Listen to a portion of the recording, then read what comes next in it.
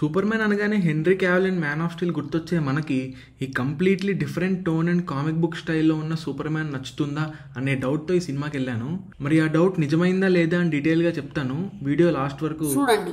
దానికన్నా ముందు కింద సబ్స్క్రైబ్ బటన్ క్లిక్ చేసండి. అలాగే వీడియోని లైక్, షేర్ అండ్ కామెంట్ కూడా చేయండి. చెప్పాలంటే డీసీ ఫ్యూచర్ మొత్తం ఈ సినిమా మీదనే డిపెండ్ అయి ఉంది. అందుకే పెద్ద బడ్జెట్ పెట్టారు. జేమ్స్ గన్ని కూడా తీసుకొచ్చారు ఒక కొత్త యూనివర్స్ బిల్డ్ చేయడానికి. ఈ యూనివర్స్లో వచ్చిన first film Superman, directed by James gun. Basic plot ఏంటంటే లెక్స్ లూథర్ సూపర్‌మ్యాన్ని డిస్ట్రాయ్ చేసేయాలనుకుంటాడు.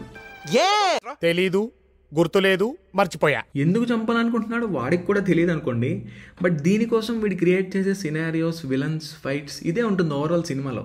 మూవీలో ఈ different comic style, world and విజువల్స్ని బాగానే చూపించారనిపించింది. సినిమాటిక్గా కాకుండా లైట్ అండ్ ఫనీ వేలో కొంచెం చిన్నపిల్లలకు కూడా నచ్చేలా ఉంది సినిమా చూడటానికి. ఇదంతా బాగానే ఉంది, కానీ సినిమాలో నేను డిసప్పాయింట్ అయింది ఏంటంటే సూపర్‌మ్యాన్ని వేరే లెవెల్లో చూపించే ఎలివేషన్స్ అండ్ మంచి ఫైట్స్ ఏం లేవు. జస్ట్ ఒక నార్మల్ క్యారెక్టర్లా అనిపించింది. సూపర్‌మ్యాన్ అంటే సూపర్గా ఉండాలి, కానీ నార్మల్గా ఉంటే కష్టం కదా. ఇలా అనిపించడానికి ఇంకో రీజన్ కూడా ఉంది. ఈ వరల్డ్లో సూపర్‌మ్యాన్కి పెద్ద ఇంపార్టెన్స్ లేదు, ఎందుకంటే వేరే సూపర్ హీరోస్ కూడా ఉన్నారు. వాళ్ళు కూడా ఈవెల్ని స్టాప్ చేయగలరు. అండ్ మూవీలో ఫోకస్ వాళ్ళ మీదే కొంచెం షిఫ్ట్ అవుతుంది. ఇలా సూపర్‌మ్యాన్ సినిమాలో హీరోకే మెయిన్ ఫోకస్ లేదు. సీక్వెల్ మూవీస్లో ఇలా ఉంటే ఓకే, కానీ బట్ అట్లీస్ట్ ఇది ఫస్ట్ సినిమా కాబట్టి హీరో స్టోరీ ఒకటే చెప్తే బాగుండేది.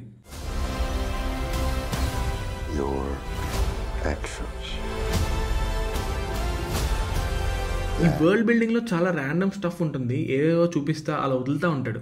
దీనికి ఎక్స్ప్లెనేషన్ ఆర్ ఒక లాజిక్ ఎక్స్పెక్ట్ చేయకండి, అదంతే. ఇంకా మ్యూజిక్ గురించి మాట్లాడితే టీజర్ అండ్ ట్రైలర్స్లో మ్యూజిక్ నాకు చాలా బాగా నచ్చింది. బట్ సినిమాలో అది ఒక్కచోటే వాడే అంతే, మిగతా అంతా కొంచెం నార్మల్గానే ఉంది. నేను మ్యాన్ ఆఫ్ స్టీల్ మూవీకి చాలా పెద్ద ఫ్యాన్, ఎందుకంటే అక్కడ హెన్రీ క్యావిల్ క్యారెక్టర్కి ఒక కంప్లీట్ ఆర్క్ ఉంటుంది.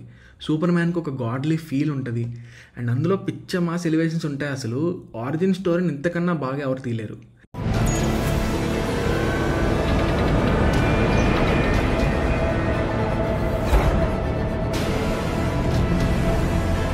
బట్ ఆ యూనివర్స్ కంటిన్యూ అవ్వలేదు, అది వేరే విషయం అనుకోండి. అట్లీస్ట్ అలాగే ఈ సినిమా సూపర్‌మ్యాన్కి ఒక ఫ్రెష్ స్టార్ట్ ఇవ్వాలనుకున్నా, బట్ కొంచెం డిసప్పాయింట్ అయ్యాను. Complete different tone of the ఫిలింతో ఫ్యామిలీ ఆడియన్స్కి కనెక్ట్ అయ్యేలా తీశారు. ఇదంతా బాగానే ఉంది. బట్ డైరెక్టర్ ఒకే సినిమాలో చాలా చూపించడానికి ట్రై చేస్తారు. అండ్ దీనివల్ల ఒక స్టాండ్ అలోన్ సూపర్‌మ్యాన్ సినిమాలో అనిపించలేదు.